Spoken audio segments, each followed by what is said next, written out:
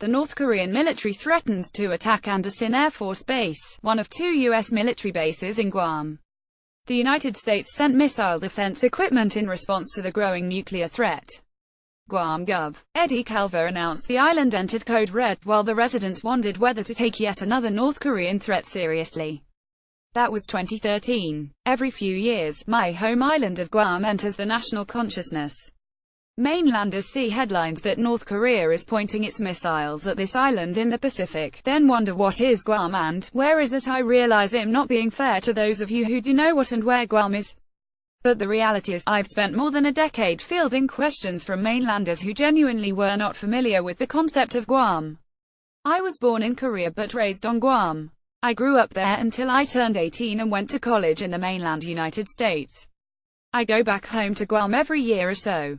I started Guamsplaining in the 9th grade. I attended a summer program in California with kids from all over the country, part of my parents' plan to mitigate the culture shock I might experience in college. I was hanging out with other kids in the common area one night, and they wanted to know about Guam. Are you related to the chief of Guam? You must be, if you flew all the way out here. Why aren't you wearing your coconut bra and grass skirt? How do you get to school by boat? What's it like living in a grass hut? I'm actually the chief's daughter, I told them, and technically, you're supposed to bow when you see me. But it's okay, you didn't know.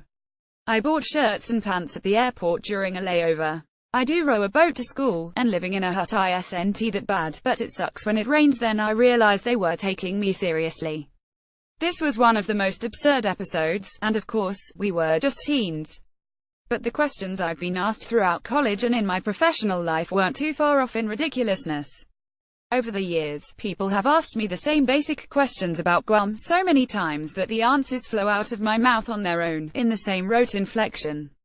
I'm happy to oblige, since I'm often the first person from Guam that person ever met.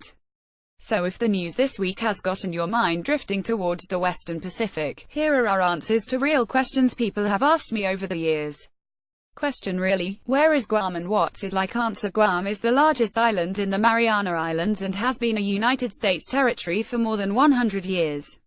By plane, it takes about 3 hours to travel there from Japan, and about 8 hours from Hawaii. Guam's motto is "Where America's Day Begins," because it literally is, as the westernmost American land. We're a tropical island located about 13 degrees above the equator. You can see your toes in the ocean water, and our sunsets are like neon light shows in the sky. No matter where you are on the island, you can get to a beach within a 15-minute drive. They say Mount Lamlam, the highest peak on Guam, is the tallest mountain in the world if you measure from the bottom of the sea level, because Guam sits above the Marianas Trench. Quisnt everyone there with the military? You must be a military kid. I'm not. Guam is so much more than a U.S. military base. It's a diverse island with an eclectic culture. It's a hub for immigrants from East Asia and the Philippines, and a true melting pot of families like mine who moved to Guam because we wanted to live in America. How are you so good at English again? Guam is an American territory. Since President Harry S. Truman signed the 1950 Organic Act of Guam, people born in Guam have automatically been U.S. citizens. The native language and people are called Chamorro, but English is commonly spoken. We have a U.S. education system, and yes, we use the dollar. What do you call people from Guam? Let me guess: Guamans, Guamese, Guamish, Guam Africans, Guamidians, Guamas, Guamamamas. I've gotten each of these at least once. Guamanians. Personally, I like Guamamama. Chamorros, the natives, are believed to be descendants of early settlers in the Marianas, who arrived as early as 4,000 years ago. So even though you may have heard of Guam in the context of the Spanish conquest in the 17th century, Japanese occupation during World War II, as a U.S. territory or a favorite rhetorical target of North Korea, the Chamorro people have had a rich history of their own. For more, check out Guampedia, an encyclopedia of the history of Guam and the Marianas Islands, and the Chamorro heritage. What's the food like? Guam's cuisine reflects our mixed history. Chamorro dishes, some with Spanish and Japanese influences, combined with some island favorite Korean, Filipino and Chinese dishes. The common dishes are red rice, barbecue ribs, tinaktak, kidun pika, kelaguen, escabeche, pancit, japchae, potato salad, poke, lumpia, adobo and of course, the military menu staple, spam. We love to socialize over food, and barbecue parties fiestas embody our island spirit. Family, friends, neighbors and strangers are all invited to a fiesta, which may be held in someone's yard, on the beach or at a church. Local Chamorro musicians play on ukuleles and guitars, guests dance to cha-cha music, and you always leave home with a plate of leftovers balatan, in Chamorro packed personally by the host.